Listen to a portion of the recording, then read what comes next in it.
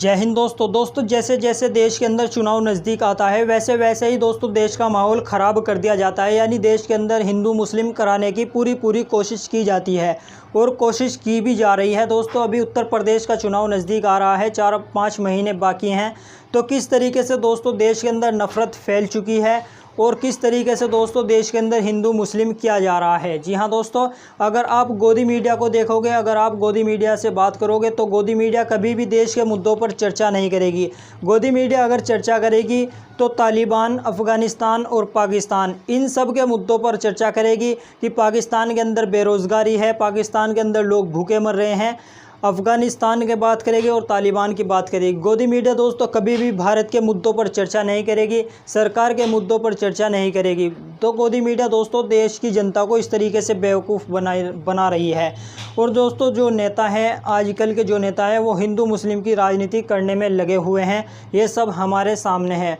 अब दोस्तों जो खबर है वो खबर ये है, अभी 2-3 दिन पहले गोरखपुर के अंदर एक मनीष गुप्ता नाम की दोस्तों हत्या हुई और हत्या भी दोस्तों पुलिस ने की। पुलिस ने उसको इतना पीटा कि उसकी मौत हो गई।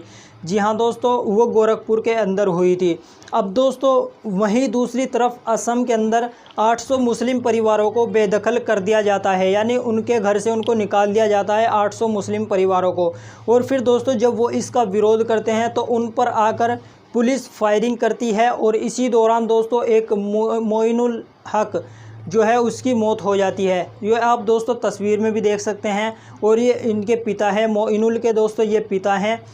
और इसकी दोस्तों किस तरीके से हत्या की गई, वीडियोस भी वायरल हुई, ये सब ने देखा है। किस तरीके से उसके सीने पर गोलियां चलाई गई और फिर उसको लाठियों से पीटा गया जब वो नीचे गिर गया। और दोस्तों एक पत्रकार जो कि खुद को पत्रकार कहता है, वो किस तरीके से उस पर 4-4 फीट ऊपर कूदकर उछल रहा है। जी हाँ दोस्तों, इस तरीके से उस वीडियो में दोस्तों देखा जा सकता है। मैं वीडियो दोस्तों आप लोगों को नहीं दिखा सकता क्योंकि दोस्तों उसमें फायरिंग और मारपीट कुछ ज़्यादा ही हो रही है। तो दोस्तों इन दोनों में फ़र्क सिर्फ इतना है कि गोरखपुर के अंदर जो हत्या हुई है पुलिस द्वारा और असम के अंदर जो पुलिस द्वारा हत्या हुई है। जी हाँ, दोनों जगह दोस्तों यहाँ पर भी पुलिस ने हत्या की गोरखपुर के अंदर, और असम के अंदर भी दोस्तों पुलिस ने हत्या की। अब दोस्तों इनमें फ़र्क इतना है कि एक का नाम मनीष है और एक का नाम मोइनुल है। ये इनमें फ़र्क है। यानी दोस्तों एक का नाम जो है वो उर्दू से शुरू होता है और दूसरे का नाम जो है वो उर्दू से शुरू नहीं होता है, यानी मनीष और मोइनुल। तो इनमें सिर्फ़ और सिर्फ फ़र्क इतना है।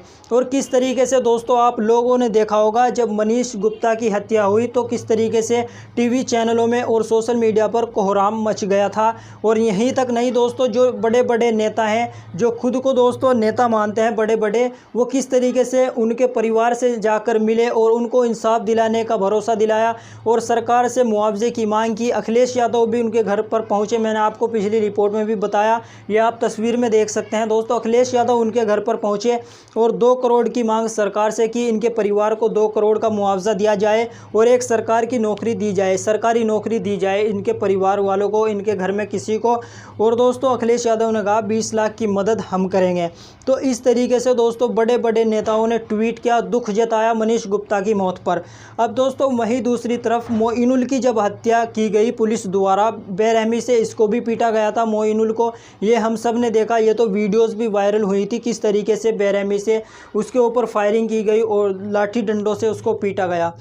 अब दोस्तों जब मोइनुल की मौत हो जाती है तो ना तो गोदी मीडिया के चैनल, जी हाँ दोस्तों, और ना ही कोई भी नेता इसके ऊपर चर्चा करता है, सभी लोग खामोश बैठ जाते हैं। ये भी हम सब ने देखा है, ना तो किसी ने ट्वीट किया है और ना ही किसी ने दुख जताया है और ना ही किसी भी गोदी मीडिया के चैनलों में ये खबर चलाई गई है। और मनीष गुप्ता की अगर बात करें तो दोस्तों अभी तक भी बड़े बड़े चैनलों में मनीष गुप्ता पर चर्चा की जा रही है, मनीष गुप्ता की न्यूज़ चलाई जा रही है और इसको इंसाफ दिलाने की मांग की जा रही है। अब दोस्तों क्या इस देश का नागरिक मोइनुल नहीं था, या इस देश का नागरिक सिर्फ मनीष गुप्ता ही था, या इस देश के अंदर अब धर्म के नाम पर इंसाफ दिया जाएगा, यानी अगर मुस्लिम है तो उसको इंसाफ नहीं दिया जाएगा, अगर कोई मनीष गुप्ता है तो उसको इंसाफ दिला जाएगा। दोस्तों अगर मनीष गुप्ता की जगह यहाँ पर मोहसिन हो जाता तो अब तक उसको आतंकवादी, देशद्रोही और उसके ताल्लुक दोस्तों बड़े बड़े आतंकी संगठनों तक जोड़ दिए जाते हैं और उस पर आरोप जो लगाया जाता इसकी विदेशों से फंडिंग हो रही थी, इसका ताल्लुक आतंकी संगठनों से है, इस तरीके के आरोप उस पर लगाए जाते अगर यहाँ पर मोहसिन होता। लेकिन यहाँ पर मनीष गुप्ता है और किस तरीके से उसको इंसाफ दिलाने की मांग की जा रही है। अब दोस्तों यहाँ पर समझने की ज़रूरत है कि किस तरीके से मुसलमानों पर दोस्तों आज से पहले भी पता नहीं कितनी हत्याएं मुसलमानों की हो चुकी हैं, लेकिन दोस्तों कोई भी नेता जो मुसलमानों का वोट लेना चाहता है वो कोई भी आगे आकर उसको इंसाफ दिलाने की मांग नहीं करता और ना ही एक ट्वीट तक मुसलमानों के लिए करना मुनासिब समझता है। इस तरह का दोस्तों माहौल बना दिया गया है। लेकिन दोस्तों यहाँ पर मुसलमानों को समझने की ज़रूरत है कि कौन किसके लिए कितनी आवाज़ उठा रहा है और किसके लिए कितनी आवाज़ उठा रहा है। राबिया सैफ़ी का दोस्तों मामला हुआ था दिल्ली के अंदर, उसके ऊपर किसी ने दोस्तों इंसाफ दिलाने की मांग नहीं की और ना ही किसी ने एक ट्वीट तक किया। उससे पहले भी दोस्तों जस्टिस फॉर कासिम भी दोस्तों चलाया गया था, आप देख सकते हैं, इसकी भी पुलिस कस्टडी में मौत हुई थी। इस पर दोस्तों गौमांस का आरोप लगाया था कि गौमांस ले जा रहा था, इस तरीके का झूठा आरोप इस पर लगाया गया था और पुलिस कस्टडी के अंदर इसको इतना पीटा गया कि इसकी मौत हो गई। उससे पहले दोस्तों शामली के अंदर एक लड़के को पीटा गया था, 10-12 लड़कों ने उसको पीटा था, लेकिन उसके परिवार वालों से कोई भी नहीं मिला था। जाकर उसकी जो बहन है दोस्तों वो किस तरीके से रो रही थी और इंसाफ की मांग कर रही थी। उनके घर में सिर्फ एक ही लड़का वो कमाने वाला था, यानी उसके परिवार में से सिर्फ वही एक यानी काम करके पैसे कमाता था। उसके पिता का जो है वो इंतकाल हो चुका था, डेथ हो चुकी थी। दोस्तों आप तस्वीर में देख सकते हैं, ये समीर है और एक समीर की बहन है। दोस्तों इस तरीके से समीर की बहन रो रही थी और इंसाफ की मांग कर रही थी, लेकिन कोई भी नेता ना तो उनको मुआवजा दिलाने की मांग कर रहा था सरकार से, और किस तरीके से अखिलेश यादव ने यहाँ पर आकर कहा कि हम 20 लाख की मदद देंगे।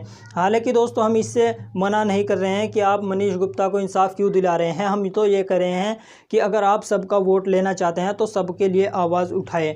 अब दोस्तों आप लोग क्या राय रखते हैं इस खबर के बारे में, अपनी राय नीचे कमेंट बॉक्स में ज़रूर बताएं।